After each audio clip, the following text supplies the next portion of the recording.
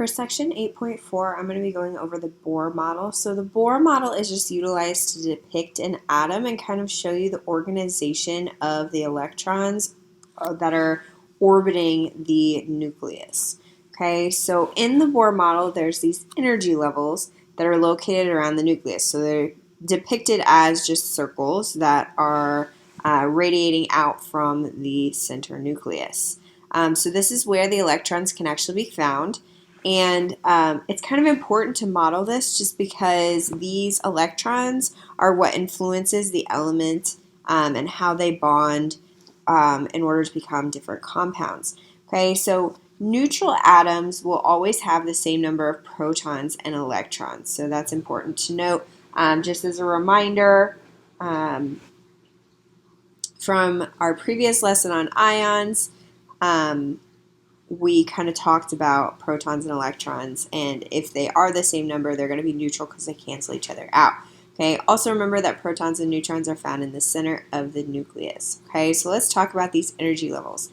So the level that's closest to the nucleus is the first one that we actually fill with electrons. Okay, it's known as the 1n level, and it can hold 2 electrons before being full. Okay, the next level out is the 2n level, and it can hold 8 electrons before it is full. Okay, and what it means by being full, it just means that you can't fit any more electrons on there. There's too many there that you have to go out to the next level. So then the third level, which is as far of a level as we're going to get out to in this class, known as the 3n level, can hold up to 18 electrons in total, but it can be happy or full, and that's going to come more into play whenever we talk about bonding with 8 electrons. Okay, so in the image here, I have kind of the different levels with the number of electrons that each of them can hold. Okay, so whenever we start putting in for the atom the electrons, we're going to start the closest to the nucleus or the center, and then once that one is full, we'll go to the next one. Once that one is full, we'll go to the next one. Okay, so the innermost one can have only 2.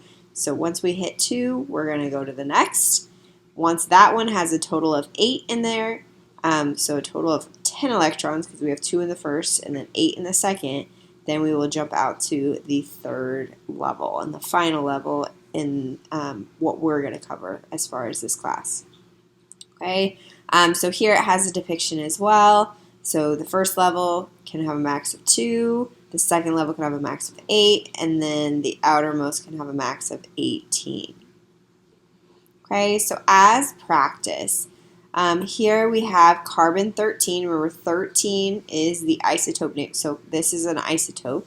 13 is our mass. And so because of that, I can find out what carbon is. Carbon has 6 protons because it's the 6th element.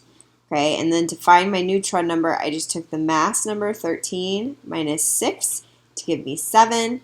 Right, and it is a neutral atom because it's not telling me otherwise. And so if it's neutral, my proton and my electrons are going to be balanced. So I have 6 electrons as well.